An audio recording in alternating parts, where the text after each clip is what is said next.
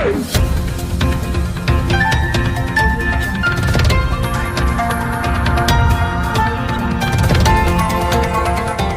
देख रहे हैं मगरा न्यूज राजस्थान, खबरें सबसे तेज। भारत में 24 घंटों में पहली बार मिले करीब 70,000 कोरोना के नए मरीज। देश में अब तक 28,36,000 के आसपास पहुंचा है कोरोना का आंकड़ा। देश में कोरोना मरीजों का आंकड़ा 28 लाख पार कर गया है। अब तक 28,36,926 लोग कोरोना रिपोर्ट पॉजिटिव आ चुकी है। बुधवार को 24 घंटों के अंदर कोरोना के रिकॉर्ड है यहाँ पर 69,652 नए कोरोना केस मिले हैं। वही बुधवार को 977 संक्रमितों ने यहाँ पर दम भी तोड़ा है। पिछले 24 घंटों के अंदर 59,356 लोगों को अस्पताल से छुट्टी भी मिली है। अब तक संक्रमण के चलते यहाँ पर 53,954 लोगों की मौत भारत में हो चुकी है। स्वास्थ्य मंत्रालय की ओर से जारी किए गए लेटेस्ट अपडेट के मुताबिक कोरोना में अभी तक भारत में 6,86,395 एक्टिव केस भारत में फिलहाल है। वही कोरोना से अब तक भारत में 53,867 लोगों की जान जा चुकी है। अब तक 20,96,765 लोग इस वायरस को हराकर इस कोरोना की जंग को जीत चुके हैं। वहीं एक दिन में कोरोना के सबसे ज़्यादा मामले महाराष्ट्र से आए हैं। महाराष्ट्र में पिछले 24 घंटों में सबसे ज़्यादा मौतें भी यहाँ पर हुई। एक दिन में कोरोना में सबसे ज़्यादा मौतें महाराष्ट्र में 346 मौतें हुई है। वहीं पंजाब में 22 और मध्य प्रदेश में 18, गुजरात में 17, उत्तराखंड में 14, जम्मू कश्मीर में 11, राजस्थान, हरियाणा, उड़ीसा और असम में 10-10 मौतें हुई है। वहीं दिल्ली में 9, तेलंगाना और गोवा में 8-8 और केरल में 7 और पांडुचेरी में 6। वहीं छत्तीसगढ़ और त्रिपुरा में 3-3, हिमाचल प्रदेश में 2 मौतें हुई है। सिक्किम और लद्दाख और चंडीगढ़ में 1-1 मरीजों की मौत कोरोना के कारण हुई है। कोरोना टेस्टिंग के मामले उत्तर प्रदेश तमिलनाडु को पछाड़ते हुए देश का नंबर 1 राज्य हो गया है। पिछले 24 घंटों में राज्य में 1,07,768 सैंपल की जाँच केवल उत्तर प्रदेश में की गई। इसके बाद यूपी में टेस्टिंग का आंकड़ा 40 लाख पार हो गया है। अब तक राज्य में 40,75,174 कोरोना के सैंपल जांच किए जा चुके हैं। 18 अगस्त तक तमिलनाडु में अब तक 38.5 लाख टेस्ट ही यहाँ पर हुए हैं। वहीं महाराष्ट्र में बुधवार को कोरोना वायरस संक्रमण के 13,165 नए मामले सामने आए, जिसके बाद कोविड-19 महामारी के मरीजों की कुल संख्या यहाँ बढ़कर अब 6,28,742 हो गई है। स्वास्थ्य अधिकारी ने जानकारी दी है कि एक दिन में यहाँ पर 340 लोगों की मौत भी हुई है। वहीं दिल्ली में बुधवार को कोरोना के 1398 नए मामले सामने आए। 9 लोगों की मौत भी हुई है। पिछले 24 घंटों में 1320 लोग ठीक भी हुए। दिल्ली में अब तक 1,56,139 लोग कोरोना संक्रमित पाए जा चुके हैं। इनमें 1,40,767 लोग ठीक हो चुके हैं, जबकि 4,235 लोगों की यहाँ पर जान गई है। वहीं 11,137 मरीजों का इलाज भी अस्पतालों में दिल्ली में चल रहा है। वहीं बिहार की बात करें तो बिहार में बुधवार तक 20 लाख से ज़्यादा कोरोना के सैंपल जाँच हो चुके हैं। इस दौरान यहाँ पर 1,12,759 मरीज मिले हैं। वहीं 84,578 लोग बिहार में स्वस्थ हो चुके हैं। राज्य में अभी 27,712 एक्टिव केस है और 568 मरीजों ने दम तोड़ा है। रिकवरी रेट यहाँ पर 75% से ऊपर चल रहा है। वहीं यूपी में एक दिन में 5,000 से अधिक कोरोना पॉजिटिव मरीज सामने आए हैं। बुधवार को अब तक सर्वाधिक 5,156 कोरोना मरीज यूपी से मिले हैं। सरकार ने सरकारी नौकरी को लेकर की है बड़ी घोषणा। प्रदेश में युवाओं पर मेहरबान शिवराज सरकार ने नौकरियों को लेकर आज एक बड़ी घोषणा की है। मुख्यमंत्री शिवराज सिंह चौहान ने केंद्र सरकार द्वारा गठित राष्ट्रीय भर्ती एजेंसी के अंकों के आधार पर प्रदेश में नौकरी देने का निर्णय लिया है। मध्य प्रदेश ऐसा करने वाला देश का पहला राज्य बना है। मुख्यमंत्री शिवराज सिंह चौहान ने आज ट्वीट कर इसकी जानकारी दी है। उन्होंने एक के बाद एक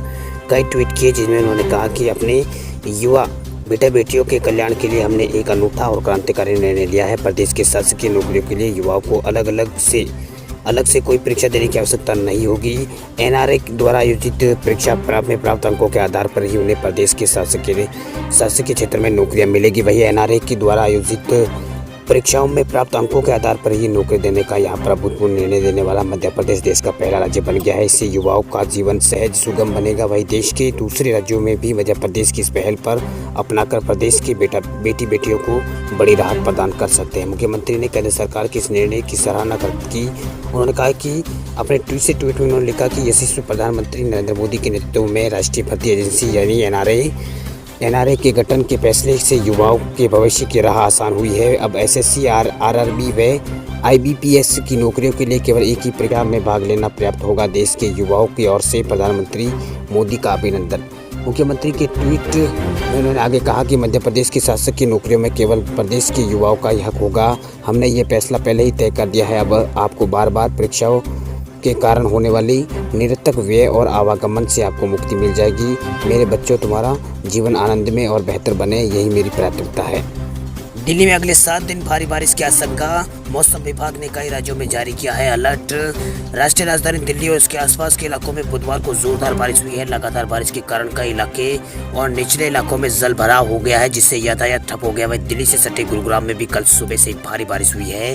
इसी कारण यहाँ सड़कों पर जल जमाव हो गया है। कई स्थानों पर यातायात पूरी तरह से प्रभावित हुआ है। वहीं सड़कों पर पानी भरने से कई इलाकों में वाहन फंसे दिखे। वहीं पुलिसकर्मी उन्हें हटाते भी दिखे हैं। मौसम विभाग के मुताबिक दिल्ली में अगले 7 दिन तक ऐसे ही मौसम बना रहने का अनुमान है। विभाग ने बताया कि इस दौरान कभी हल्की तो कभी जोरदार बारिश दिल्ली में होगी। वहीं गुरुवार को प्रदेश में भारी बारिश की संभावना है। अधिकारी ने बताया कि अगस्त में एक बार फिर खतरनाक बारिश का दौर आ सकता है। महाराष्ट्र के कई जिलों में भी लगातार बारिश जारी है। वहीं 5 दिन यहाँ भी भारी बारिश की संभावना यहाँ पर मौसम विभाग ने व्यक्त की है। मौसम विभाग के अनुसार मुंबई, ठाणे में शुक्रवार और शनिवार को तेज बारिश की आशंका है। इसके साथ ही गोवा और गुजरात में भी अगले कुछ दिनों में भारी बारिश हो सकती है। वहीं यूपी के कई जिलों में भी बारिश का अनुमान मौसम विभाग ने व्यक्त किया है। पश्चिमी उत्तर प्रदेश के कुछ जिलों में आज बारिश और आकाशीय बिजली गिरने की संभावना है। मौसम विभाग के मुताबिक दिल्ली, गाजियाबाद, मेरठ, मोदीनगर, हापुड़, फरीदाबाद, गुरुग्राम, मानेसर, बल्लभगढ़ और पलवल और हरदोई और नोएडा, ग्रेटर नोएडा और बरसाने, सोनीपत और इलाकों में आसपास के स्थानों में हल्की से मध्यम बारिश की संभावना यहाँ पर मौसम विभाग ने व्यक्त की है। वहीं उत्तराखंड में भी भारी बारिश का यहाँ पर रेड अलर्ट मौसम विभाग द्वारा जारी किया गया है। मौसम विभाग ने उत्तराखंड के कई इलाकों में रेड अलर्ट जारी किया, यानी पूरे उत्तराखंड में यहाँ पर मौसम विभाग ने रेड अलर्ट जारी कर रखा है। वहीं पिथौरागढ़, बागेश्वर और चमोली, नैनीताल जिलों में रेड अलर्ट और देहरादून और टेहरी और पौड़ी जिलों में यहाँ पर ऑरेंज अलर्ट यानी भारी बारिश की चेतावनी यहाँ पर जारी मौसम विभाग ने की है। पीसीसी कार्यालय में बोले सचिन पायलट, सबकी भागीदारी होनी चाहिए सुनिश्चित। सीएम अशोक गहलोत नहीं पहुंचे मीटिंग में।